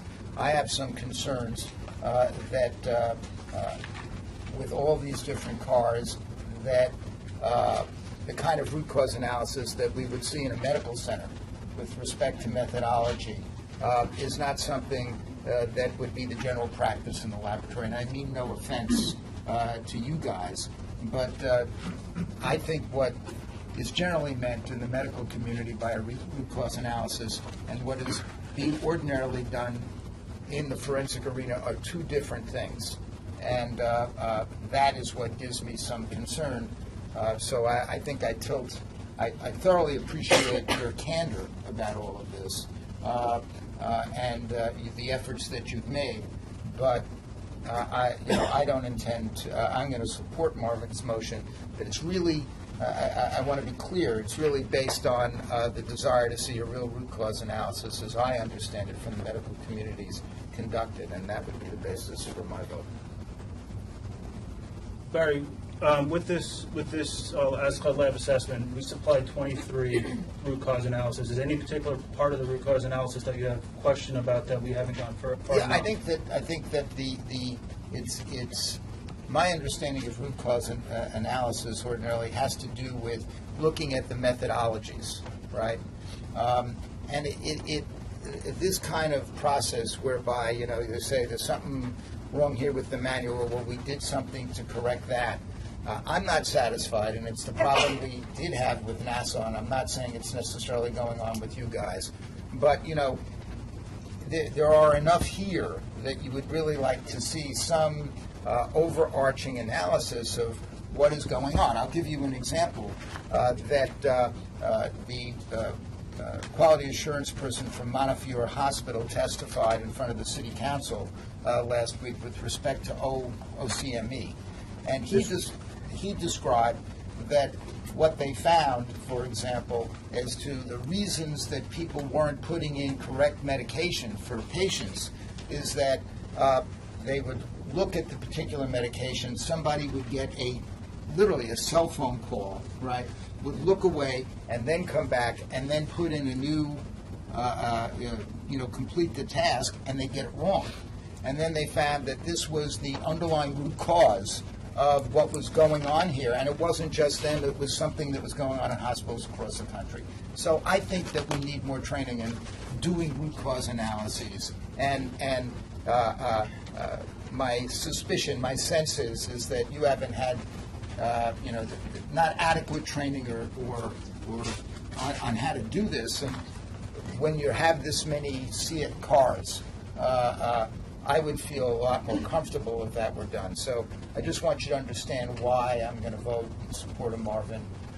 It's not personal to you guys. I totally understand that you're doing your very best and you're coming back here and you're going through this process, and I know it's very frustrating and it's a moving target because in the whole forensics community now, I think that we're advancing and requiring a lot more than was previously required of all of you, and that's the reason for it. And I want you to understand at least my views. All right. I guess, in relationship to this root cause analysis, I will say that a lot of staff at the laboratories have had root cause analysis. DCJS just sponsored a class for us last week or the week before. And everyone there is very much in favor of that. I guess what I'm concerned with is we're picking on Suffolk here. To me, they've corrected their issues. As they said, they've answered our questions. They've been very forthcoming. Some of the issues that they had in their audit were very similar to, say, the New York City Police Department laboratory, their hair statements. And yet they were here before us. No one asked them a question. Where was their root cause analysis on that? That didn't come up. I don't understand the inconsistency, why we're picking on this lab in particular, asking them to do above and beyond what we've asked other labs that have just at the same time. They were at the same meeting with the very similar results, and yet they weren't asked those same questions. That's a very fair point, and so I take it as correct, and there is an unfairness to it. I grant you that. But I think the other reason is that just so many of them, as Dr. Jenny pointed out, that it would make me feel comfortable if advanced understandings of what it really means to do a root cause analysis were at play here. And I'm not blaming them for not producing something that is more generally understood as a root cause analysis from a hospital. I don't think that we've given our forensic community yet adequate instruction or training on that. We should. So if I'm to understand it, I'm sorry. I think we discussed this. I think we all understand. I think people are in different places, but my sense is we have a pretty good understanding of where everyone is right now. Marvin has made a motion, as I understand it, to extend accreditation, to provide notice of a hearing with the intent of putting them on probation. Is there a second? First of all, did I accurately summarize the motion? It was to extend their accreditation, to serve them with a notice of hearing for probationary status through the end of the year, so that they can prepare for such a hearing. And third, that the commission send a notice to the Suffolk County, I guess, chief executive or executive officer, whoever it is, whatever the title is, telling them that the commission is undertaking this procedure. All right. Is there a second for that motion? A second. All right. All in favor? I'd just like to speak to the motion briefly. Absolutely. I didn't do that. Absolutely, and I apologize. Okay. I'm not going to be long, Mike. I sent to all of the commissioners last night, all the members, an extensive letter of my concerns about this laboratory. I'll digress just for a moment, Dr. Corrado, to answer your question of why the NYPD, who had a similar problem, was not questioned extensively. And that's because Chief Pulaski has been before this commission numerous times, both in regular session and in executive session. And he has treated us, and almost spoiled us, with a root cause analysis of problems that ought to be a template for most organizations in the United States of America. And so it's that confidence in his ability to convince us that he has done root cause analysis correctly and properly that led to the fact that I can't speak to the other commissioners, but I did not ask him any questions, because I feel he does it properly and gets it right.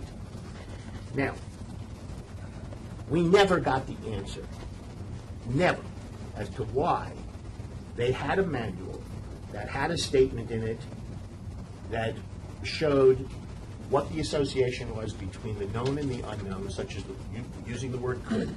And they had a manual that specifically had in it a clarifying statement, clarifying language, which said that hair is not an absolute identifier. The only question that was before the commission that we asked them on that particular point was Mr. Neufeld and I think 2 meetings ago, was what happened? How did that statement get removed? The lab chose to come back in April and to divert us, in my opinion, quite successfully with the help of Mr. Gestring, from the issue, which was, why did you take it out of the manual? It wasn't a question of what the status was of the rules of ASCLD Lab or TWIG or SWIGMAT. The simple question was, you had the rule. Why did you take it out? And that's the reason I made this motion, because I am not satisfied that tomorrow morning, after we accredit them, and they leave this room, that they won't leave and take out the very language they're now claiming they're going to put in.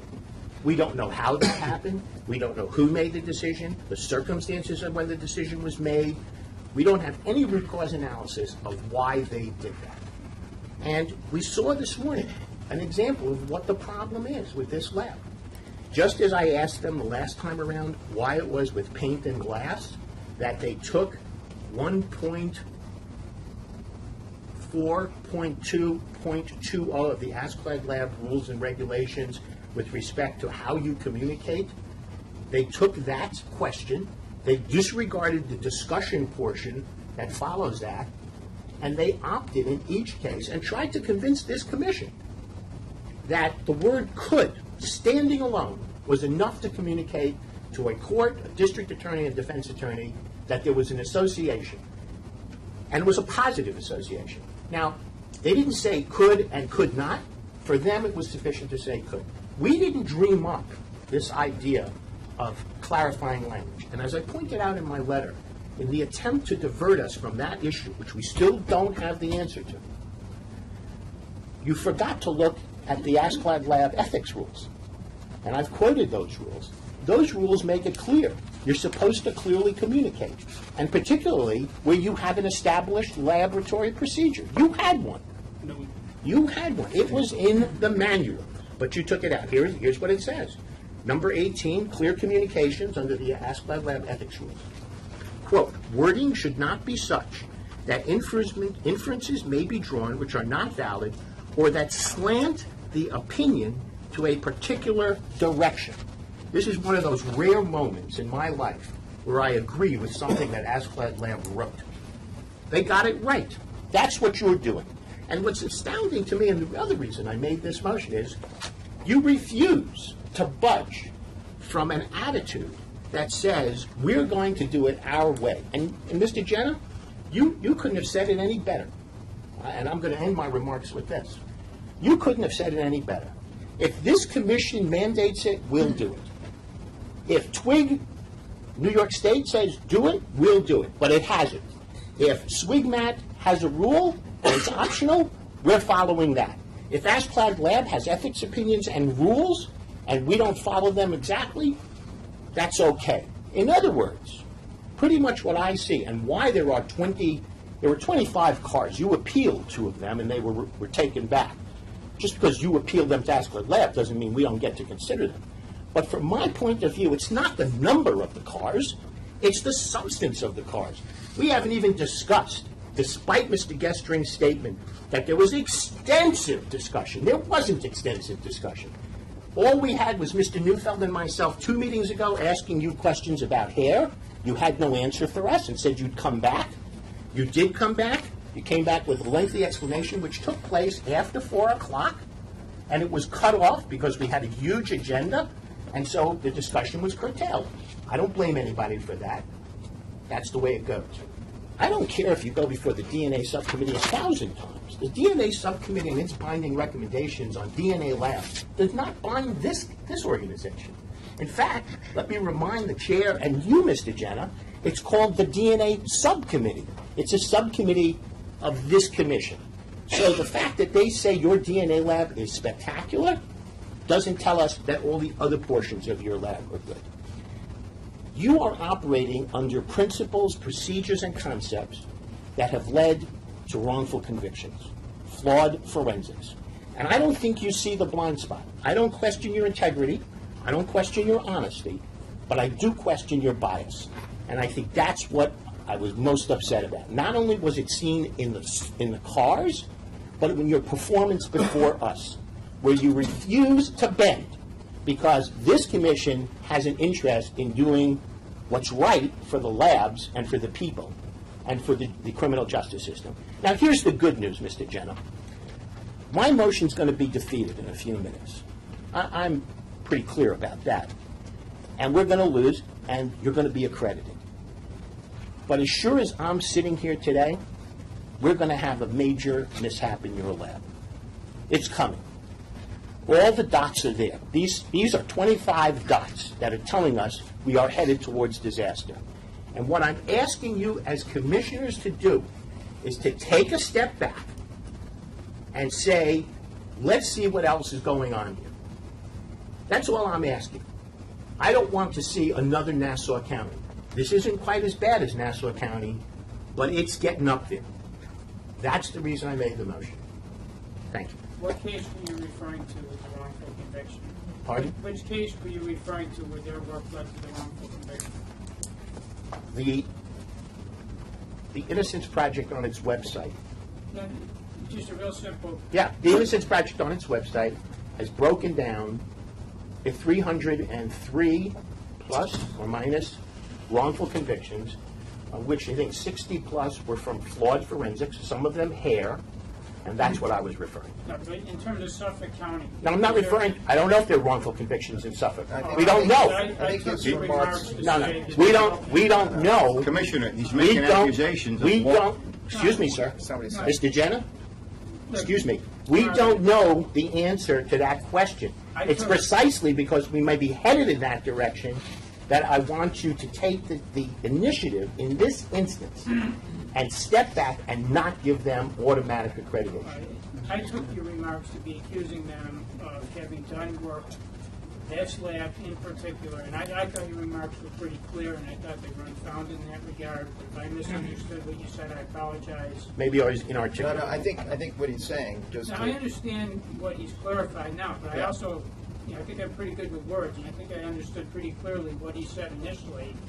And unless there's something I'm unaware of, I don't think there was any support for that Well, statement. then maybe I can And I go think back that- and look. I think that the point simply is I that understand the point. failure Just to, clarified that for us. right, But what he said was different, and I think it was out of line, frankly. Well. Unless he can show us a case to accuse the lab of doing something like that. I haven't accused the lab of wrongful conviction. I think you did. No, that's your interpretation, I'm sorry. In any event. we My have a statement motion. was much more We generalized. have a motion, it's been seconded. Is there anyone in favor of the motion? All right, 2. All opposed?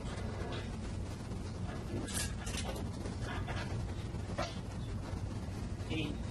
All right, so that motion is defeated.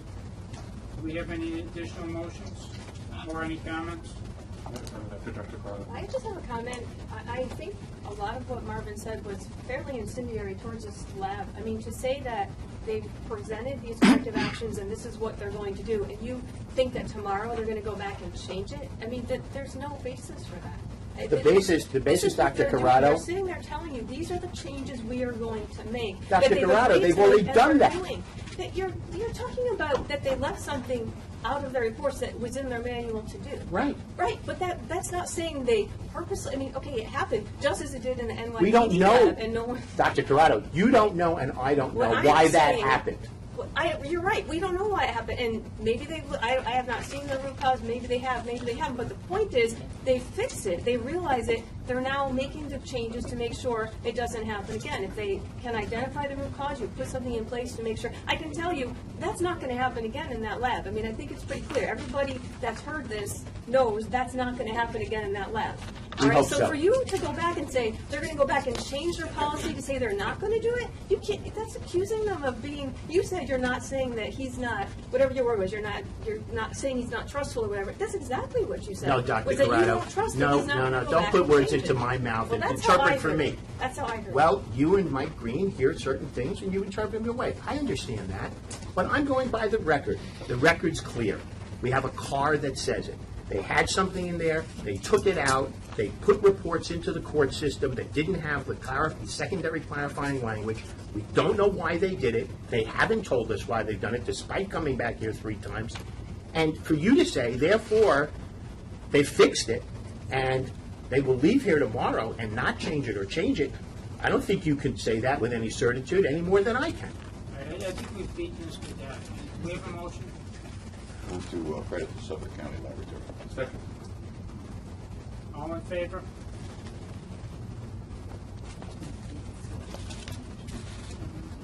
Is that 9? All opposed? 2. Any abstentions? All right, accreditation passes 9-2. I just, as the chair of the commission, I'm not sure my comments will be shared by all commission members, but I want to thank the Suffolk County Lab. You've come back 3 times. I think you've done an awful lot of work in terms of making sure that you address the corrective actions. You presented us with information and documentation showing you addressed them. You brought people in to try and answer the questions of the commission. I appreciate your efforts in that regard. Thank you. I appreciate that, Commissioner, and I appreciate the commission members. The only thing that I feel bad for the field of forensic science in New York State, if we have to deal with individuals who are making false accusations and making comments like that to laboratory directors and to other members of this forensic community in New York State. This commission, in its entirety, is designed to assist and work with the laboratories, and for most of the members of this commission, that's being done. But when people like Mr. Schechner make these accusations to individuals like myself and other members of my laboratory, it affects the members of all forensic communities throughout the state of New York, and I guarantee you that it's going to affect the national community of forensic sciences, and they're going to be questioning the issues of this commission. But I thank the commission for all the work that they've done with us. Well, if I could just say before you leave, because I just want to make this clear, and that is that I appreciate the comment you made before with respect to the ballistics and the documentation issue, and I think it's a fair comment that the suggestion that was made about the documentation is A, something that you could do, and B, it's something that ought to be required of all labs. And I just want to make clear what I thought was the key point that Mr. Schechter made that maybe is taken out of context, and I just want to get it right, okay? And that is that when the discussion was had last time with respect to the hair comparisons and the notion that the importance that is placed on the idea that just telling a jury that the hair could have come, or if you're talking about glass or ballistics, it could have come from the source without a disclaimer, all right, that issue, I think, has some importance, all right? And it would be a pity if we all walked out of here upset about implications and inferences and taking things personally, but I'm not blaming you for that. I can certainly understand from your position why you would feel put upon. But this issue of going back and looking at these pattern evidence problems is a very serious one. It's one that the National Academy of Science addressed very forcefully in its 2009 report. It's one that has led to, and this is what upset me about the discussion, as you see here from ASCLAD, right, that the Federal Bureau of Investigation is obviously going to go back and look at its cases, and I think in New York, we're going to go back and look at our cases. And I'll tell you right now, you're not going to be the only lab that had people going into court, right, on hair comparisons that might have just said could have, or might have said, I've looked at 30,000 cases and I've never seen. I think that we've seen that testimony from FBI agents for decades, that they have now acknowledged was beyond the limits of science, that they shouldn't be doing it. It's going to happen in this state. It's going to happen in states across the country. And so it's not personal. And when the word bias is used, we're talking about technical terms in terms of cognitive bias. But that's not a trivial issue, and I'm sure you appreciate that. Sure. Thank you, Mayor. I appreciate it. Thank you. All right, we've got one more accreditation to get to all that. So I'd like to take that one, and after that, go into executive session, just to make sure that we get the executive session item right covered. Okay, the Westchester County Department of Labs and Research Forensic Toxicology Laboratory, Betsy Spratt is the laboratory director and is here to address any questions. There is a letter from ABFT dated June 10, 2013, the inspection checklist and associated documents. So does anyone have any questions?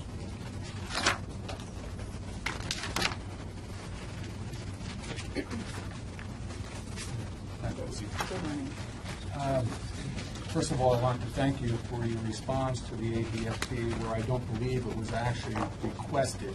And that response should provide clarification on the use of product ion ratios for identification of target analytes.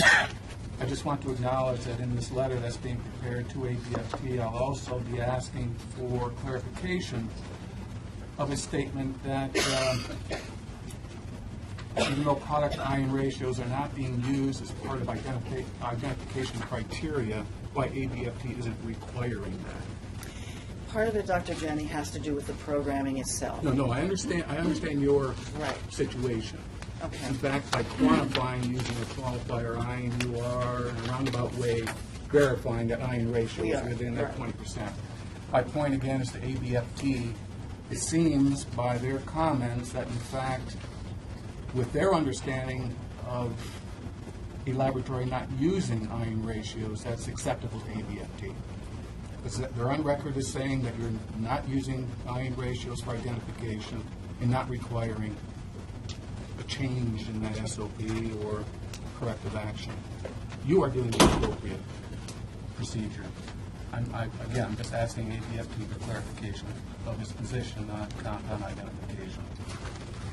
Aside from that, thank you. I have a question. What is this commercial evidence tracking program known as the BEAST? And do you like it? It's a quarter release product that we have been moved over to in order to do our tracking of our work, scheduling of work, but we really can't use it to schedule work for toxicology. It doesn't work as well. So no, I'm not a real fan of it, but I've learned how to work around it in order to get our results. You're talking about the discrepancy and the change in our result? Well- Yeah. What happened was the units for measure went from nanograms per mil to micrograms per mil, and we have no idea how it got changed. And it requires a couple of steps, and we can't track what happened. But we were able to show that there were no other cases other than the 3 that we found that had that change.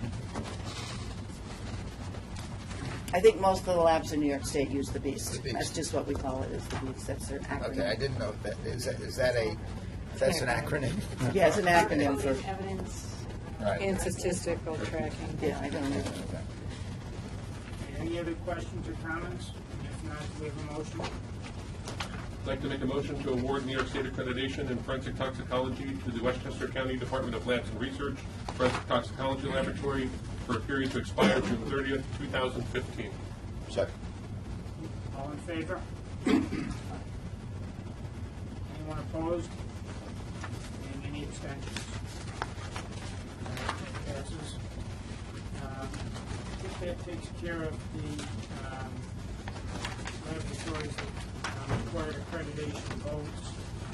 What I'd like to do now is, since we do have executive session issues that I think are important to the commission, I want to make sure that we have time for those. I would entertain a motion at this point if someone wants to make it. We went to executive session to address matters relating to current investigations and matters that could lead to discipline.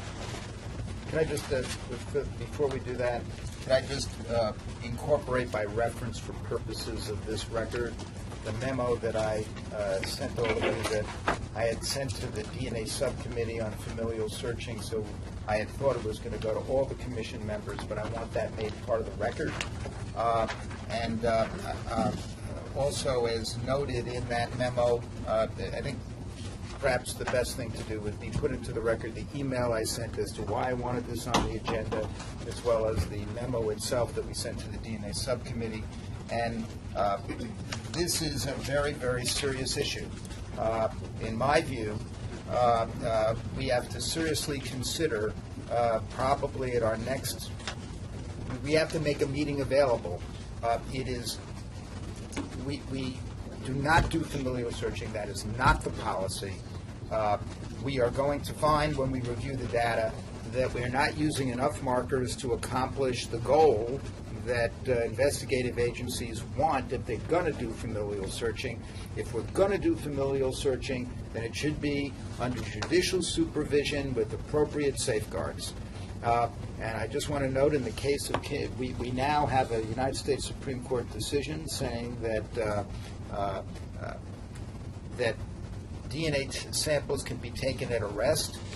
In the course of that decision, it was important to the majority that Maryland was not engaged in familial searching because the implication could be, it was in their statute, but the implication could be before you go down that road, there should be judicial supervision and there has to be serious scrutiny of that. So I just really think that this is a matter of enormous importance for us. And it's a huge waste of resources in the New York City Police Department and other entities to pretend that we're really this partial matching is really going to get them any results when it won't. That's what the DNA subcommittee was actually saying, although they're under the impression that they're tasked with doing familial searching. That is not what it's about. We have to reconsider all of it. That's what my memo was. I just want to make sure that's clear on the record before we go into executive session. Incorporate those two documents you want into the record for purposes of this meeting. And I'll ask Brian to work with you to get this as an agenda item, if possible, at our next meeting, if not, certainly as soon as we can after. Thank you. Thank you. All right, we have a motion. Chief has a question. Barry made reference. Hey, hang on, we've got one comment here, and then we'll get to you. Barry made reference to kind of the position of the New York City Police Department. That is not the position of the New York City Police Department. Oh, I didn't mean to. I said, in my view, you should not be put in a position of using inadequate DNA markers and I said now, I said before, and John Butler of NISTA said if you're relegated to that, you're going to not get good results. New York City Police Department, as far as I'm concerned, has no particular position. We will Just want to make sure. put this on the agenda in a future meeting as soon as possible for full discussion of the issue. Thank you. And yes, Dr. Willie? Just a procedural question. We've now heard reference to at least 3 documents that others have prepared and either sent by late emails or documents that have not been shared with the rest of the commission being added to the record of this meeting, which of course we, the other commissioners, don't have. So I'm just asking that the Office of Forensic Science consider how these documents can become part of a record of a meeting when they're not being shared prior to, during, or at the time of the meeting. And so they really have to be, as you've just said, this most recent memo from Barry that went to the DNA committee, since it didn't go to the commission for this meeting, if it is the subject of a future meeting, it will be on the record of that meeting. It can hardly be added to the record of this meeting. This is a procedural question. I'm concerned that there are written documents that some of us haven't seen. Yeah, I understand your point. It's well taken, and to the extent that we can address these issues well in advance of the meetings, we can make sure everyone has the documents, but I just don't see any value in wasting the valuable time that we have left for this meeting arguing over whether or not it's a part of the record at this meeting or next meeting. I'd rather just make it a part of the record. You know, we've got some serious issues we've got to address in an hour and a half. So I appreciate your point. It's well taken. I'll ask that the office make certain that copies of all those documents are sent ASAP to the other members of the commission.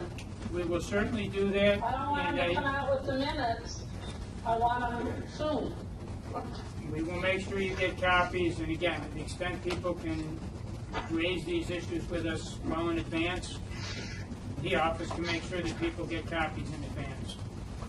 All right, do we have a motion, as I indicated previously, with regard to executive session? Yeah, I move to go. All right, do we have a second? All right, all in favor? Opposed? Okay. And again, I apologize to people here not on the commission. We will be coming back into session, but it's just that we do have to make sure we get them. Good. All right, we're back on the record. There was no action taken at executive session. We can either adjourn now, or we can try and find another room. I suggest that we adjourn, given the logistical problems. Do I have a motion to adjourn? Motion. Do I have a second? Second. All right, all in favor? All right, thank you.